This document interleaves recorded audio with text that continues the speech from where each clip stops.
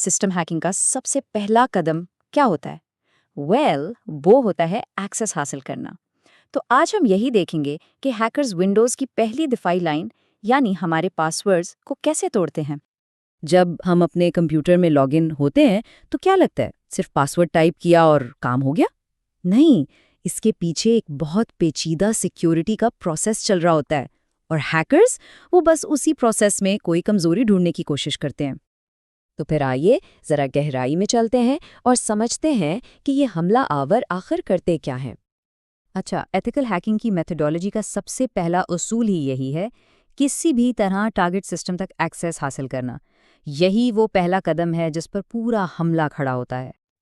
और अगर ये बुनियाद यानी एक्सेस वाला पहला कदम कामयाब हो जाए तो समझेंगे पूरे सिस्टम की सिक्योरिटी रेत की दीवार की तरह गिर सकती है। इसीलिए एक अटैकर की सारी तवज्जो इसी एक चीज पर होती है। तो सवाल ये उठता है कि विंडोज़ आखिर हमारे पास वर्ड्स को रखता कहाँ है, और इससे भी अहम बात, उन्हें महफूज कैसे रखता है। देखें, विंडोज़ कभी भी हमारा पासवर्ड जैसे पासवर्ड 123 सीधा सीधा लिखकर स्टोर नहीं करता, बल्कि ये उसे एक खास डेटाबेस फाइल में रखता है जिसे कहते हैं सिक्योरिटी अकाउंट मैनेजर या शॉर्ट में सैम। आप इसे सिस्टम की एक डिजिटल तिजोरी समझ सकते हैं। और मज़े की बात यह है कि इस तिजोरी के अंदर भी असली पासवर्ड नहीं होता, बल्कि इसका हैश होता है। अब ये हैश क्या है?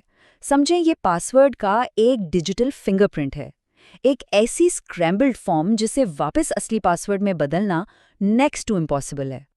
जैसे यहाँ इस मिसाल में बिल्कुल साफ नज़र आ रहा है, एक बहुत ही सादा सा पासवर्ड है, टेस्ट, लेकिन सिस्टम इसे कैसे एक लंबी पेचीदा सी स्ट्रिंग में बदल देता है। बस यही वो हैश है जो सैम फाइल में स्टोर होता है, असली पासवर्ड नहीं। अब जब ये पता चल गया कि ये डिजिटल फिंगरप्रिंट्स कहाँ छुपे हैं, तो अब असल कहानी शुरू होती है कि हमलावर इस तिजोरी तक पहुँचते कैसे हैं और उन्हें चुराते कैसे हैं। यहाँ एक बात बिल्कुल क्लियर कर लें, हमलावर को हमारे असली पासवर्ड में कोई दिलचस्पी नहीं होती। उनका टारगेट पासवर्ड नहीं, बल्कि सैम फाइल में पड़ा हुआ उसका हैश होता है। इसके लिए वो pwdump7 जैसे स्पेशलाइज्ड टूल्स इस्तेमाल करते हैं। ये टूल क्या करता है? ये सीधा सिस्टम में घुसकर सैम डेटाबेस से सारे के सारे यूज़र पासवर्ड हैशेस की लिस्ट निकालकर अटैकर के सामने रख देता है। और pwdump7 तो बस एक नाम है, हमलावरों के पास तो इस काम के लिए टूल्स का पूरा आर्सेनल मौजूद है, मिमिकैट्स, हैशकैट और न जाने क्या क्या। अच्छा, तो मान लें कि हैकर के पास हैशेस आ गए, अब आगे क्या? वो उनका क्या करेगा? इसका जवाब विंडोज़ के एक ऑथेंटिकेशन प्रोटोकॉल में है जिसे NTLM कहते हैं, और ये समझना वाकई बहुत दिलचस्प है कि ये काम कैसे करता है। तो होता ये है कि जब हम लॉगिन करते हैं तो हमारा कंप्यूटर फ़ौरन हमारे पासवर्ड का हैश बनाता है, फिर ये सर्वर यानी डोमेन कंट्रोलर को लॉगिन की दरखास्त भेजता है। याद रहे, असली पासवर्ड कभी भी नेटवर्क पर नहीं जाता। इस दरख्वास्त के जवाब में सर्वर एक चैलेंज भेजता है जिसे नॉन्स भी कहते हैं। ये बस एक रैंडम सा नंबर है। अब क्लाइंट कंप्यूटर को साबित करना होता है कि उसके पास सही पासवर्ड है, और ये वो कैसे करता है? वो इस चैलेंज को अपने पासवर्ड हैश से एन्क्रिप्ट करता है और वापस भेज देता है।